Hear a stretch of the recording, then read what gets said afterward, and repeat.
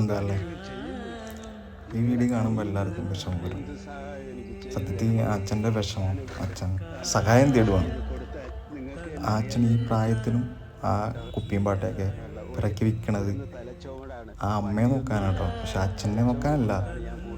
അച്ഛനെ കുറിച്ച് ചിന്തിക്കണേ ഇല്ല, ആ അമ്മയെ നോക്കാൻ വേണ്ടിയാ.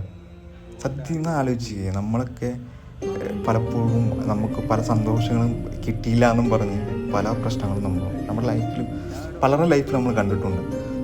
അല്ല, ഡിവോഴ്സ്, അത് ഇത് പ്രശ്നം എന്നൊക്കെ പറഞ്ഞ് പല ഫാമിലി ലൈഫിലും. സത്യത്തിൽ ഏറ്റവും വലിയ ഇമ്പോർട്ടൻ്റ് എന്ന് പറയുന്നത് സ്നേഹമാണ്. നമ്പർ 1 എന്ന് പറഞ്ഞ സാധനം സ്നേഹമാണ്. പരസ്പരം അങ്ങോട്ടും ഇങ്ങോട്ടും ആ സാധനം ഇല്ലെങ്കിൽ മാത്രമാണ് എല്ലാ കുടുംബത്തിലും ഓരോ പ്രശ്നങ്ങളുണ്ടാകുക. എനിക്ക് ആ അമ്മയെ 2-2.5 വർഷമായിട്ട് അമ്മ വിട്ടില്ല. ആ അമ്മയെ കൊണ്ട് ആ അച്ഛന് യാതൊരു പ്രയോജനവും ഇല്ല. വേറെ രീതി ചിന്തിച്ചാൽ നമുക്ക് അങ്ങനെ പറയാം. പക്ഷെ ആ അച്ഛനും അമ്മ ഭയങ്കര വാല്യൂ എന്നുവെച്ചാൽ ആ അമ്മയാണ് അച്ഛൻ്റെ എല്ലാം ലോകം. വേറെ രീതി ചിന്തിക്കുന്നവരാണെങ്കിൽ അവരെ കൊണ്ട് എനിക്ക് ആ ഒരു പ്രയോജനമില്ല, ഞാൻ എന്തിനാ ഇവിടെ നോക്കണമെന്നൊക്കെ വെച്ചിട്ട് നമുക്ക് പോവാം.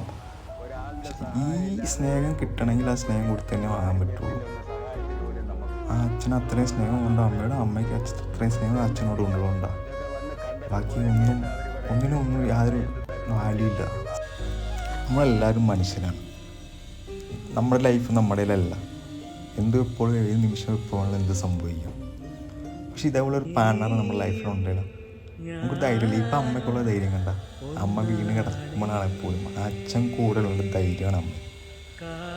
ദൈവം സഹായിച്ച അമ്മയുടെ എല്ലാ പ്രശ്നങ്ങളും മാറി ആ അച്ഛൻ്റെ നഷ്ടപ്പെട്ടു പോയ സന്തോഷങ്ങളൊക്കെ തിരിച്ചു കിട്ടാൻ പ്രാർത്ഥിക്കുക.